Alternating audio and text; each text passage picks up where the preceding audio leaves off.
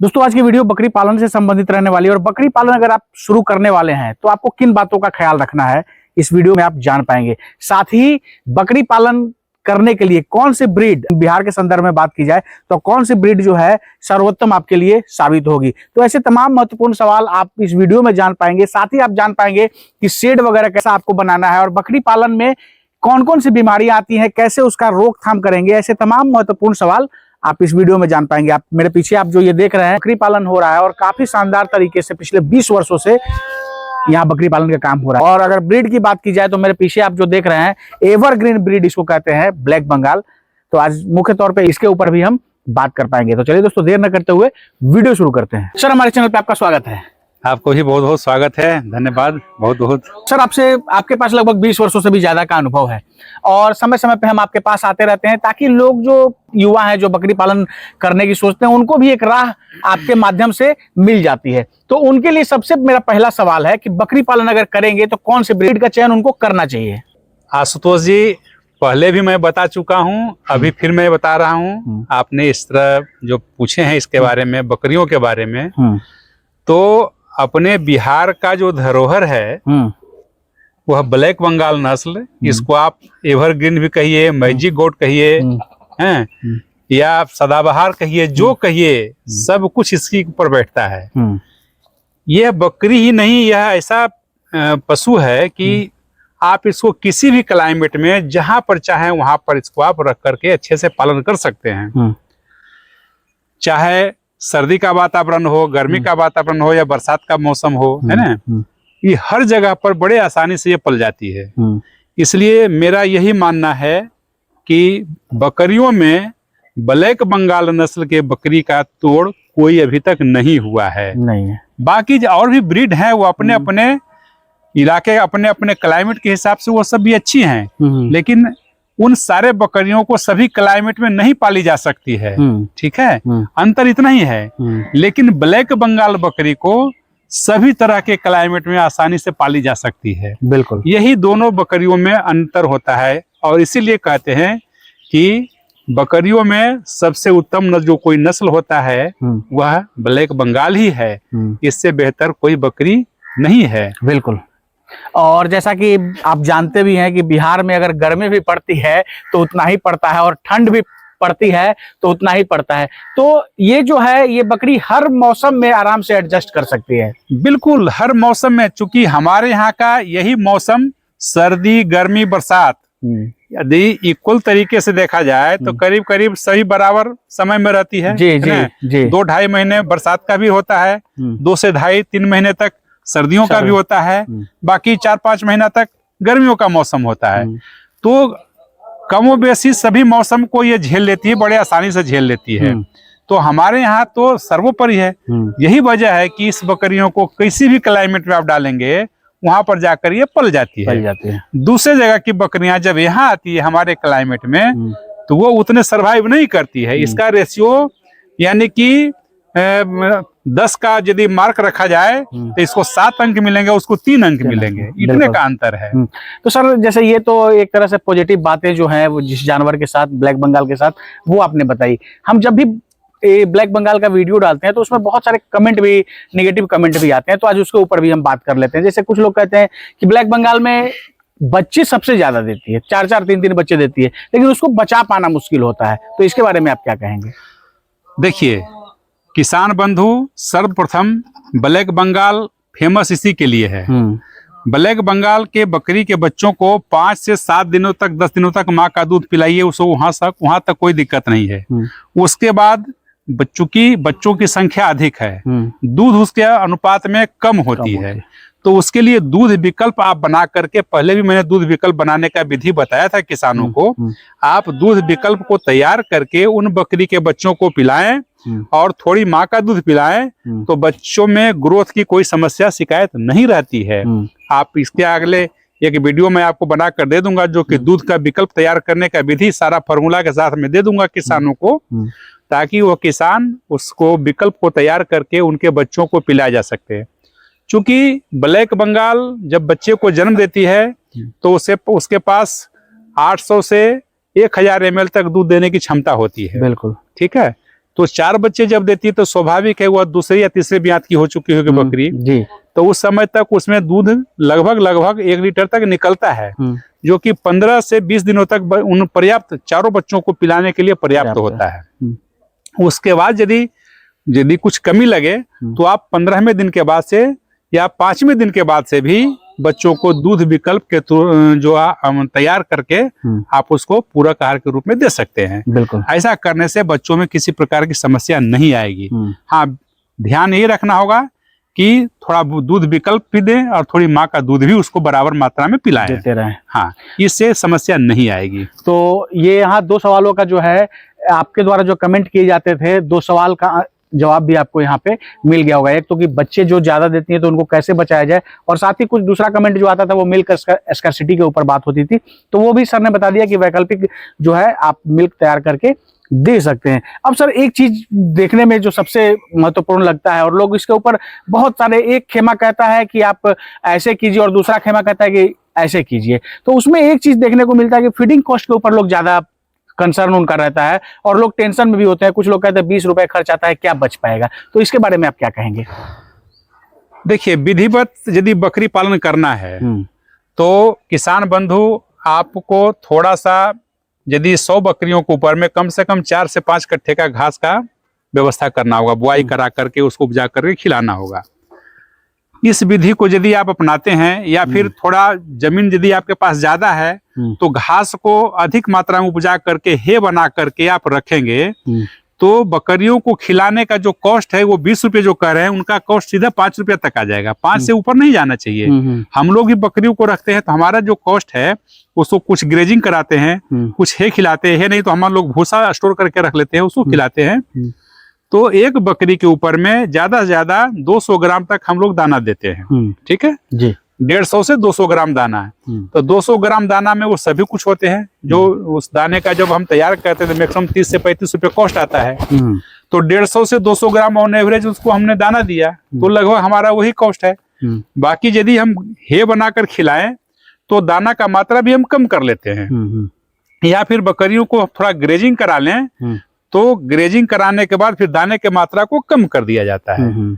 और इस विधि को जब तक आप नहीं अपनाएंगे किसान बंधु तब तक के नहीं होगा। एक और विकल्प मैं बताना चाहता हूं, यदि पूरे साल का कैलकुलेशन किया जाए बकरी पालन पर तो जिन बंधु के पास कम संख्या में बकरियां है उनको ये समस्या आती रहेगी, उनको कॉस्ट अधिक लगेगा।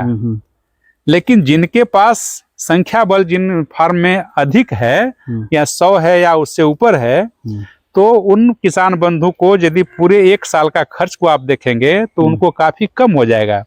अब कैसे मैं बता रहा हूँ, जब फार्म उनका 100 का है तो स्वाभाविक है थोड़ा गांव से हटकर होगा जहां पर चारागाह भी होगा। और हमारे यहाँ कृषि का समय होता है, कृषि के समय मार्च तक के हमारा सभी खेत भरा रहता है, करीब करीब जुलाई से लेकर के जुलाई अगस्त से लेकर के मार्च तक करीब करीब भरा रहता है। उसके बाद का जो समय होता है अप्रैल मई जून और जुलाई 4 महीने पूर्ण रूपेण खेत खाली होती है, जिसमें हम अपने बकरियों को प्रतिदिन 100% चरा कर पाला जा सकता है। तो जिन बंधु को 20 रुपया या 15 रुपया का खर्चा आ रहा है प्रतिदिन का, तो 100 बकरी में तो 1500 का प्रतिदिन का खर्चा आया, तो महीने का खर्चा कितना आ गया? लगभग 1.5 लाख रुपया आ गया। और 4 महीने तक उनको 1.5 लाख रुपए के हिसाब से आप कैलकुलेशन कर लेते हैं तो 6 लाख का नेट उनको बचत होता है। ये सबसे ज्यादा उनको मार्जिन मिलता है यहाँ पर। इस विधि को किसान क्यों नहीं अपनाना चाहते हैं? उस दरमियान हो सकता है वो खुद को नहीं जाना चाहे तो वैसे 1-2 लड़के को हायर कर लें, उसको उसके द्वारा चारागाह पर इसको चराया जाए, चरा करके पाल लिया जाए। बकरियों का सेहत भी अच्छा होगा, स्वास्थ्य भी अच्छा हो जाएगा, उत्पादन भी अच्छा मिलेगा और लागत भी कम लगेगा। बिल्कुल, काफी अच्छी बात सर आपने बताई। लेकिन हमेशा एक चीज के दो पहलू होते हैं। मार्केट में एक वैसे प्रकार के लोग हैं जिनके पास जमीन कम है तो वो ज्यादा अच्छा उनको लगता है कि हम स्टॉल फीड पे ही करें, और जिनके पास जमीन अच्छे मात्रा में है, ज्यादा संख्या में उनके पास अगर प्लॉट वगैरह है तो वो कहते हैं कि नहीं बकरियां जो है वो आप चढ़ाई पे ही रखिए। तो इसमें आपका क्या मानना है? देखिए, जिनके पास चारागाह का बिल्कुल व्यवस्था नहीं है तो देखिए, जैसे मैंने बच्चों के लिए बताया वैकल्पिक दूध का व्यवस्था, जी। उस तरह से इनका वैकल्पिक चारा का भी व्यवस्था कर लीजिए। हमने जो भी इसको चारा दाना खिलाते हैं उसमें दाने में थोड़ी तब्दील कर देना होगा, तब्दीली कर दीजिए। अब इनको हम जो दर्रा खिलाते हैं मकई का, जौ का, चना का, है इन सब का चुन्नी बनाकर खिलाते हैं, इसको बंद कर दीजिए। इनको आप साबुत ले लीजिए और एक बकरी पर कम से कम 50 ग्राम से ज्यादा का रेशियो मत रखिए। चाहे वो आपको जिस भी कॉस्ट में मिल जाए, 50 ग्राम ही प्रति बकरी को मुझे खिलाना है। इसको क्या करना है, आप अपने रूम में छोटे से ट्रे में इसको हाइड्रोफोनिक सिस्टम में डाल दीजिए। ठीक है, हाइड्रोफोनिक सिस्टम में जैसे ही डालेंगे तो जो 50 ग्राम दाना है वो लगभग 500 ग्राम आपको वॉल्यूम में तैयार हो जाता है। ठीक है, जो या गेहूं है या चना है या मकई है, ये 50 ग्राम मात्रा जो है वो 500 में के वॉल्यूम में तब्दील हो जाता है। बस इतने ही बकरियों को खिलाइए, पर्याप्त है।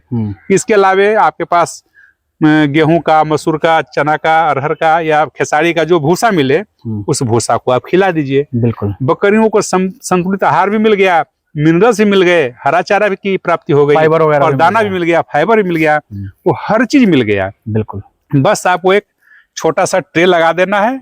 10 ट्रे बनाकर रखिए, 8 ट्रे बनाकर रखिए, या 2-2 ट्रे को प्रतिदिन आप प्रयोग में लेकर आ जाइए। ऐसे भी करके लोग कर सकते हैं, ऐसे भी करके कर सकते हैं और सालों भर किया जा सकता है इस विधि को, और इसमें बकरियां बड़े ही तंदुरुस्त हो जाएगी। आप कभी देखिएगा, क्योंकि हमारे यहाँ पर अभी पटना में बहुत से ऐसे संस्थान हैं, वहां पर उन्होंने क्या अंकुरित करा करके चना हो, गेहूं हो, जौ हो, जो सस्ता मिलता है उनको अंकुरित करा करके बकरियों को खिलाते हैं। बकरियां उनकी बिल्कुल सेहतमंद रहती है, कहीं बाहर नहीं जाती, पिंजड़े में बंद रहती है। बिल्कुल, पिंजड़े में भी रख करके इस बकरी को पालन किया जा सकता है इस विधि से। बिल्कुल, किसान इनको अपना करके काम करें तो उनको कभी नुकसान नहीं होगा, ज्यादा कॉस्ट नहीं आएगा। तो काफी अच्छे तकनीक के बारे में सर ने बताया। अभी हाइड्रोपोनिक जो है वो काफी उसका ट्रेंड मार्केट के अंदर है, और जिनके पास जमीन कम है, जिनके पास भूखंड की समस्या है, तो वो क्या है कि हाइड्रोपोनिक सिस्टम अपना रहे हैं। और जैसे आप सूखा दाना वगैरह देंगे तो उससे एक चीज मिल पाएगा, लेकिन अगर हाइड्रोपोनिक तरीके से किया हुआ जो चारा आप देते हैं तो उसमें कई चीजों का जो है मिश्रण होता है और आपके जानवर में अच्छा ग्रोथ देखा जाता है। तो आपके विवेक के ऊपर, आपके कौशल के आधार पे आप इन सब चीजों का चयन कर सकते हैं। अब सर, एक जो शुरुआत में हमने ब्रीड के ऊपर बात करी, ब्लैक बंगाल, जिसकी अच्छाई के बारे में आपने बताया भी।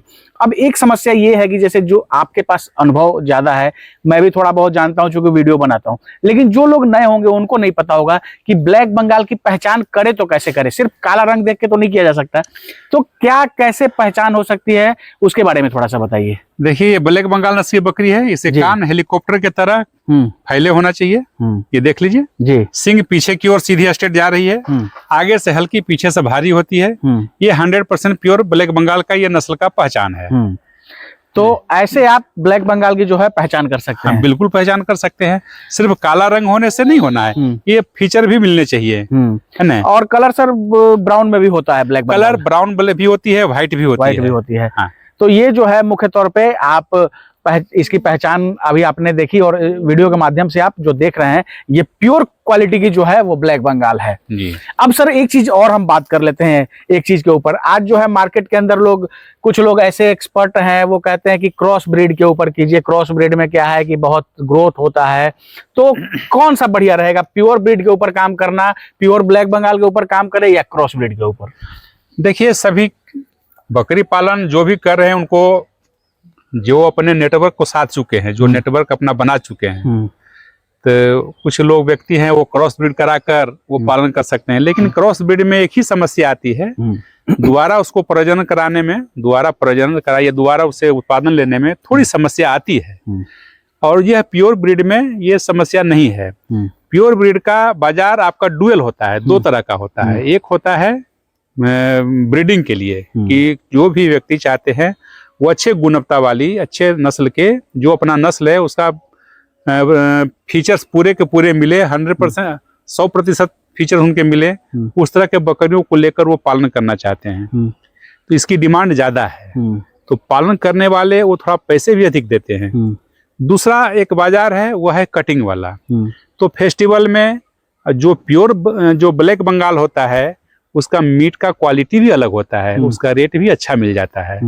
बनिस्पत क्रॉस तो थोड़ा सस्ता भी बिकता है, तो वो जल्दी बड़ा हो जाता है। तो किसान दोनों विधि से कर रहे हैं, जिनमें संतुष्टि मिले वो काम करे, दोनों ही अच्छा है, कोई बुरा नहीं है। लेकिन हम लोग, हमारे यहाँ जो है, तो हम लोग जो किसान हमसे जब जुड़ते हैं या जो डिमांड करते हैं, तो उनको हम लोग प्योर ब्रीड पर ही काम करने को सलाह देते हैं। बिल्कुल, सारी चीजों के ऊपर बात हो गई, आपको बता भी दिया गया, आपको जिसमें फायदा लगे, जिस तरह का बाजार आपके यहाँ उपलब्ध है उसके ऊपर आप काम कर सकते हैं। तो सर एक सवाल है, जैसे जो लोग नए हैं तो बकरी पालन करने से पहले किन किन बातों का उनको ध्यान रखना चाहिए?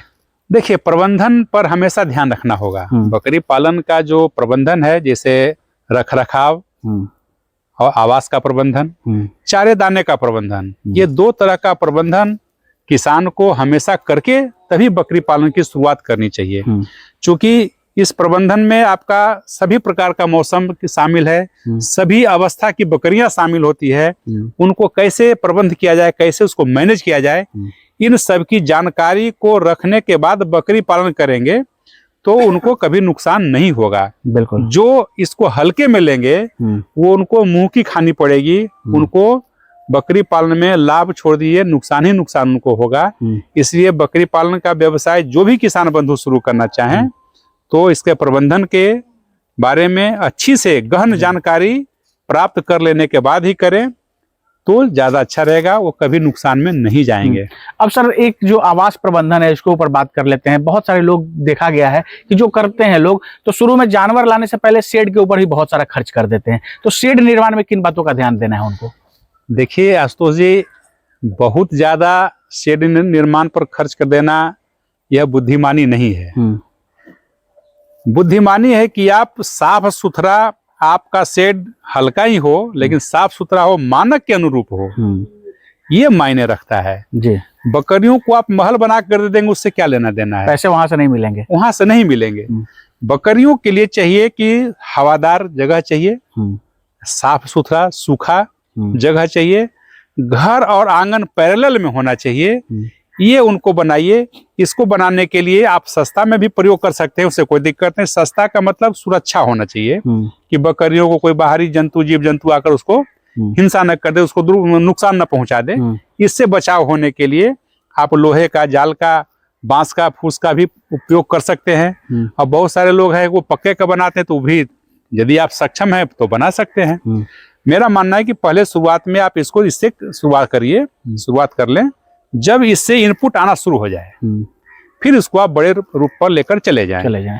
तो इसलिए इंफ्रा पर सबसे पहले बहुत ज्यादा खर्च करना थोड़ी बुद्धिमानी नहीं रहेगी। हाँ, थोड़ी सी उसमें थोड़ा संयम व्रत करके काम करेंगे तो ज्यादा अच्छा रहेगा जी किसान को।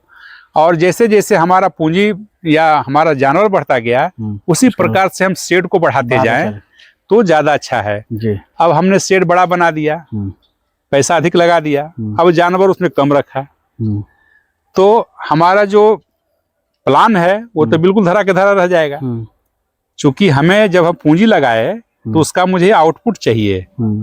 इनपुट हमारा, अब मान लिया जाए एक व्यक्ति हमारे ऐसा ही किए थे, बिहार में ही है, बॉर्डर इलाके पर हैं, उन्होंने 25 लाख रुपए का घर बना दिया और 2 लाख रुपए का बकरी उसके अंदर लाके डाल दिया। बोले सर 30 लाख खर्चा हो गया, अभी हमारा इनकम कुछ आ ही नहीं रहा है। हमने कहा कि ये तो आपने सिस्टम ही उल्टा कर दिया है साहब। आप इसको 2 लाख का घर बनाते, 10 लाख का बकरी लाते, तब आपका उससे इनकम निकलता। अब मकान से कैसे इनकम निकलेगा? तो इन बातों को किसान बंधु ध्यान दें। बकरियों के लिए शेड बनाइए, सुरक्षित हो, स्वच्छ हो, साफ सुथरा हो, हवादार हो, वैसा शेड बनाइए। उसमें अत्यधिक खर्च ना करके जो जनरल जिससे काम चलता है उसे चलाना चाहिए। सर जैसे बहुत सारे किसान भी हमारे चैनल से जुड़े हुए हैं और बहुत सारे उसमें से जो है वो बकरी पालन कर रहे हैं, तो उनकी सहूलियत के लिए भी एक सवाल मेरा बनता है और मैं पूछना चाहता हूं उनके सहूलियत के लिए एक सवाल आपसे कि अभी ठंड का मौसम जैसे शुरू हो गया है, तो ठंड के मौसम में किन किन बातों का ध्यान रखना है उनको? देखिए आशुतोष जी, जो किसान बंधु बकरी पालन कर रहे हैं, ठंड का मौसम है, जानवरों को डाइट से कंट्रोल किया जाता है। इसको खिलाने वाला जो डाइट होता है आप उस पर हमेशा ध्यान दीजिएगा। जैसे अभी सर्दियों के समय में सरसों का खल और ज्वार बाजरा, उसके जो खिलाए जाने वाले जो दाने हैं उसमें कम से कम 30 से 40% तक के मात्रा को उसमें ऐड कर लें। दूसरे दाना को घटाकर आप इसको ऐड कर लें। जानवर आपका तंदुरुस्त रहेगा, स्वस्थ रहेगा। और सर्दी में जब शीतलहर अधिक चल रही हो तो उसको फार्म के अंदर ही रखें और बाड़े के अंदर ही रखें, बाड़े से बाहर उसको न निकालें। ऐसा परहेज कर लें तो किसान बंधु बकरी पालन में उनको कोई दिक्कत नहीं आएगी। अब मेरा आखिरी सवाल सर, जैसे जो लोग वीडियो को देख रहे हैं तो अधिकतर लोग जानना चाहते हैं बकरी पालन में कमाई कितनी है, तो बकरी पालन में कमाई की क्या सच्चाई है वो बताइए, और बकरी पालन में कैसे कमाई कर सकते हैं ये भी बता दीजिए। देखिए आशुतोष जी, बकरी पालन में कमाई, पूंजी को दुगना करने का क्षमता इसमें ज्यादा है। पूंजी को ये दुगना कर लेती है। वो अभी 10 से 12 महीने के अंदर जितने की है उसको डबल कर देना है। अब किसान बंधु अपने मैनेजमेंट के ऊपर में अत्यधिक खर्च कर लें तो कहाँ से करेंगे। अब एक किसान ने हमारे पास आए, बोले कि हमारे पास 20 बकरी है साहब, मैं उसको 25 रुपये 20 रुपये प्रतिदिन खिलाता हूँ और एक स्टाफ रखा हूँ और उसके परिवार को भी रखा हूँ, उसको 15,000 महीना देता हूँ। तो इन सबको कैलकुलेशन करने के बाद देखा गया कि आपको तो उल्टा 5,000 उल्टा घर से हर महीना देना पड़ रहा है। इन सिस्टम को आप कृपया बंद करें। यदि आप स्टाफ रख करके बकरी पालन करना चाहते हैं तो करिए, अच्छी बात है, लेकिन उसके लिए बकरियों की संख्या अधिक होनी चाहिए। एक आदमी पर, एक स्टाफ पर मिनिमम 60 बकरी का एक रेशियो होना चाहिए, तब आपका कभी भी नुकसान में नहीं आएगा। दूसरी बात रह गई, इसको खिलाने के लिए जो चारा प्रबंधन करते हैं हम लोग, चारा दाने का जो प्रबंधन करते हैं उसके ऊपर आपको हमेशा ध्यान देना होगा कि हमारा कॉस्ट हमेशा डबल डिजिट में ना जाए, यानी कि 10 रुपया से ऊपर ना जाए, 10 के नीचे रहे। इन बातों को आप हमेशा ध्यान रखिए। बकरी पालन में आंख बंद करके आपको दुगना से अधिक मुनाफा होगा जी। इससे अधिक यदि आप खर्च कर रहे हैं तो अब आपका मैनेजमेंट सही नहीं है, तो वहां पर आपको बकरी पालन पर कभी भी मुनाफा नहीं होगा, या होगा तो कम होगा। ठीक है, लेकिन इस पर, इन बातों को ध्यान देकर किसान बंधु से मैं आग्रह करता हूं कि आप उसको हाइड्रोपोनिक सिस्टम हो, हे बनाकर इसके चारा को आप स्टोर करिए, जो जिन चीजों को बकरी रुचि से खाती हो, ठीक है जी, आप उनको भंडारण करें। ठीक है, आपकी समस्या किसान बंधु की कम होगी। बिल्कुल। अब जो नहीं खाती है आप उसे भंडारण करके रखेंगे तो वहां समस्या गिर जाएगी। जो चाव से बगैर चारे दाने का वो खा लेती हो स्वेच्छा से, जैसे बता रहा हूं आपको, खेसारी का भूसा है, मसूर का भूसा है, यानी दलहनी फसल का भूसा है, इसको बकरियां बड़े चाव से खा लेती है, इसलिए आपको दाना देने की आवश्यकता नहीं है, खा लेती है। लेकिन आप गेहूं का भूसा और बिचाली खिलाएंगे, उसको आप भंडारण करके रखेंगे तो उसमें तो आपको जितना भूसा है उससे अधिक आपको दाना मिश्रण देना पड़ेगा, बिल्कुल, तभी ये खाती है। तो नुकसान किसान को यहाँ पर होता है। दूसरी, बिचाली हो या गेहूं का भूसा बकरियों को यदि आप खिलाते हैं तो इसी कारण है कि उसका जो मिल्क का जो कैपेसिटी है वो उसमें अंतर आपको देखने को मिलेगा।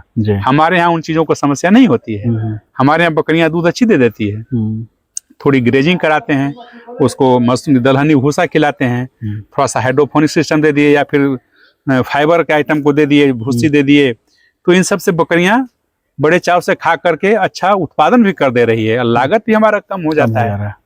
तो इन बातों को किसान बंधु यदि ध्यान से कर लेंगे तो बकरी पालन में उनको नुकसान नहीं आएगा, मुनाफा अच्छा आएगा। बहुत बहुत धन्यवाद सर जानकारी देने के लिए और समय देने के लिए। जी बहुत बहुत धन्यवाद। दोस्तों ये है विपिन सर के पास काफी अच्छा अनुभव है, और समय समय पर जब मार्केट के अंदर जब हम देखते हैं कि बहुत तरह की बातें चल रही हैं तो हम सर के पास आते हैं और सर से मार्गदर्शन लेते हैं ताकि आप तक सही जानकारी पहुंच पाए। ये वीडियो आपको कैसा लगा कमेंट करके जरूर बताइएगा। आपकी सहूलियत के लिए मैंने यहाँ का नंबर दे दिया है, आप कॉल करके अगर बकरी पालन से संबंधित किसी तरह की जानकारी लेना चाहते हैं तो कॉल करके जानकारी ले सकते हैं। हालांकि सलाह ये रहेगी कि आप जब भी कॉल करें तो एक ऑफिस आवर में कॉल करेंगे तो कोई भी आदमी सही तरीके से आपको बात करके समझा पाएगा, तो इस चीज का आप खास ख्याल रखें। इस वीडियो को अगर आप फेसबुक या इंस्टा के पेज पे देख रहे हैं तो पेज को जरूर फॉलो कर लीजिएगा, अगर यूट्यूब चैनल पे देख रहे हैं तो चैनल को सब्सक्राइब कीजिएगा।